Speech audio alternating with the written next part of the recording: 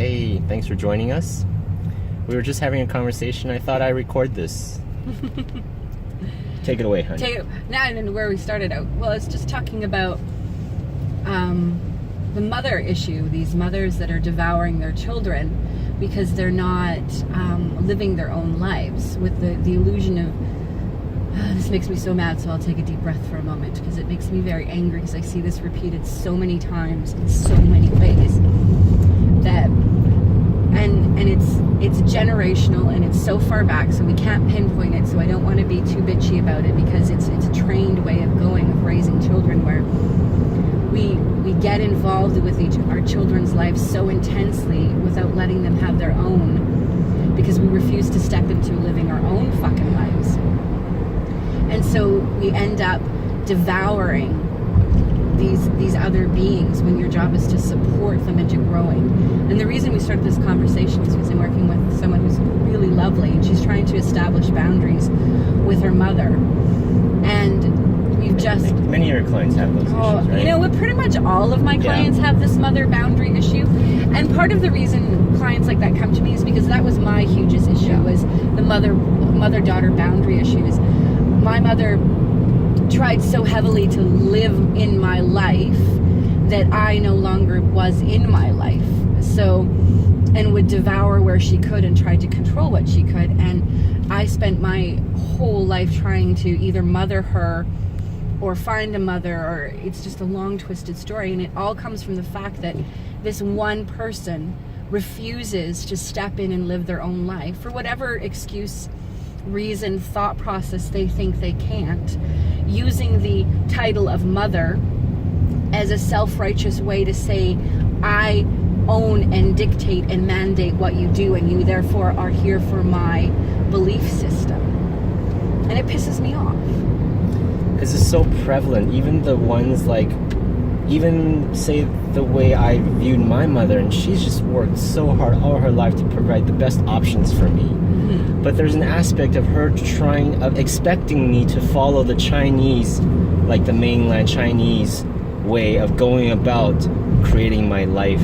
And even though she didn't use like the kind of like tactics, anger, force that other peoples might use, like, or other Chinese parents might use, there was still that aspect that was, you know, that was damaging to its degree. So it's a heavy manipulation. Yeah, it is. Right? Yeah. I mean, bottom line, it's a manipulation to get what you want or what you perceive you should get out of the fact that you gave birth to a child. Mm-hmm. Right? And that's not why you have fucking children. Sorry. The point is you are supposed to, and I'll use the word suppose, and I know we're not mature enough in any of our cultures, and I might get slagged for it, but the truth is, you're a portal for another being to come into this planet and experience itself. Your job is to create safe space for that being to experience itself. Not to fill them with your bullshit, not to control and manipulate them. You know, it's about creating safe space. That's it. Yeah. Because, yeah, like I work with many clients, and they, you know, so many of us, our issues start from the parents. In 200 meters, I'm going to say all our fucking issues start from the parents. Yeah, I mean, I guess I think about orphans and those that maybe had so-called good parents, but yet that's still... No, there's still bullshit from there. Yeah, exactly. There's still bullshit. Like, even the people who say I had good parents. Okay, you had better parents than some. Yeah. But the fact that you have problems or issues may be the fact that you weren't provided the kind of safe and real space for you to have developed the tools for yourself to create, because it's all a reflection of one's ability and never having space to create that for themselves. Like, we, you know, are birthed, and then we have this vessel, and then we have our connections to our higher self. So this is the most important relationship, and if we weren't given the space, then we don't know how to create that space within ourselves to become who we are. Yeah, and there's lots of teachings out there that say the child comes as an empty vessel and you're supposed to put all your shit into it, and then we put them in schools and teach them more stupid shit. Yeah. And it's an exploration of self. So, granted, a newborn, we don't throw them out in the street and say, go explore. You have to create the space that is legitimate to the age of the being. But it is about exploration. Mm-hmm. And until we can master the concept of you are not here to dictate someone else's fucking life, even if you were part of their explosion onto the planet, we're not going to get this shit right. It just makes me mad. It just makes me really mad. Yeah. You know, because there's this beautiful young lady I'm working with, and she's a stunning, creative, amazing being. She blows my mind with how quickly she moves through her issues and her spiritual stuff. And then all of a sudden, she has this, and yes, we go into the spiritual mumble ship of, well, you bring in these things to make you a diamond, yeah, but you know what? I'm kind of tired of that bullshit too. We do bring in these challenges to make us grow, but there's a point where the stupidity has to stop. And when you've got mothers that are interfering with their children's lives and basically trying to make their lives smaller and smaller and smaller because they're scared of being alone, and telling them not to take opportunities that will allow them to grow and flourish because of their fear of being left alone, their fear of whatever their fear is, and then throwing that shit on their child. And so now I've got two people in the world running around with complete disastrous fear, and no one's living. That's crap. Okay, so now the solution. Sorry. It's about separation so you can get clear on... Okay, so I still always love the idea of what the ancient Peruvians used to do is this beautiful ceremony when the child hits puberty, that you offer the child back to its true parents, which is Mother Earth, Father Sky. Mm-hmm. It's a beautiful ceremony, and I don't even think they do it in Peru anymore. And then the Earth parents then become supporters of the child. They're not the parents. They don't dictate or mandate anymore. And you go through the journey. But I think more of that needs to be done. But for raising children, you have to, if you've gone through the damage, you have to do a ceremony like that yourself. You have to understand that these people that are telling you they're your parents are not your parents. They're just other human beings with their own fucking damages, trying to throw their own shit on you. And we have to stop that. We have to respect them in one instance, that, you know, they have done really hard. They do love you in the way that they can. But if it's making your life smaller, then you need to separate from them, because they're just going to continue damaging you. And I'm not saying you have to separate for the rest of your life. Maybe you do. Maybe you need to just completely remove these people completely from your life. That's fine. Or maybe you need a separation period, or an honoring space, or a space where you grow and breathe.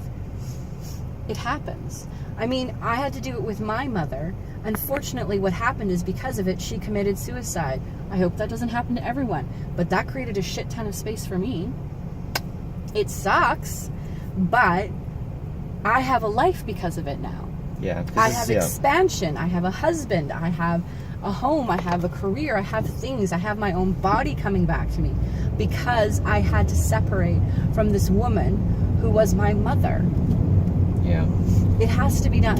And one of the tough things is then not taking on the responsibility for your parents by separating, right? Like, because it's about learning how to take care of yourself and not being codependent or these feeding mechanisms in relationships. Because that's what those parents are doing, is they're feeding on their fucking children. Yeah. Like, they're eating them alive. I don't know. Yeah. I see little kids with their parents feeding on them. It's just, it makes me want to vomit.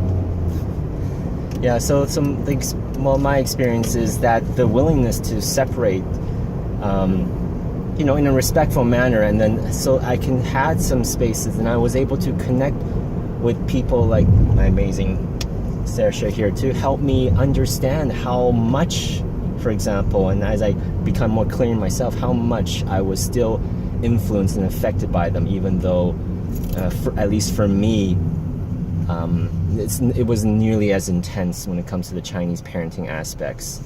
Like my father was never really around, and my mom was, well, I mean, being like affected by depressions in a debilitating way for nearly 20 years now. She didn't have the energy to really maybe control, manipulate me like other tiger Asian moms might. So you had a different form of that's your true. mom was just made sure that you stayed quiet enough for her to not be trouble. Like your mom just wanted you not to be trouble. Yeah, sure. And then that's part of why I started causing trouble. Well, that's part of why I caused so much trouble in my teens on my own, trying to find my spaces where I can actually experiment with being free. But then after the time and doing self-work and really working on myself and learning how to then be there for myself, love myself, like challenge myself, like help myself to grow, then reconnecting back, with my parents and holding a different energy and holding a different space and different kind of healthy boundaries. So now I've really been able to improve the relationship with both my parents, and through that been able to share even inspiration to them as well. So it is that process of being willing to separate and really then work on yourself and do the self-healing, and then you can actually share that love that you've generated within yourself to the people that brought you into this earth and that you still love on the deep level. So but that separation is so important. It is so important. It is so important. And I mean, now we move across countries and stuff like that, but we're not doing the energetic and emotional separation. And I think that's the part that needs to be worked through this. Wait a second, I am my own entity. I am not your feeding tube. I am not here to please you. I am not here to uphold your whatever your BS is, whatever cultural BS you've got going on.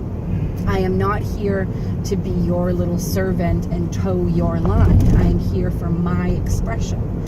And until you can learn to separate that, then you can't become your own expression. You will always eternally be the expression of what the parental units have created for you and then you're getting mandates down the line because they usually have not done it either. So you're getting generation upon generation of copies, and the copies are getting worse and worse from the distance. And then we think about all the people that are running all the various institutions, industries, jobs, and then all that stuff comes out with, so all those patterns. So anyways, I mean, everyone, their separation is going to be different. Some might have to totally disconnect. Some might have to move. Some may just be changing the way they speak, or just within themselves not taking on some of the pressures or manipulation and whatnot, and just starting to recognize, become more clear, and holding a different energy within you. So you then for energetically, emotionally, then willing to detach from the negative aspects.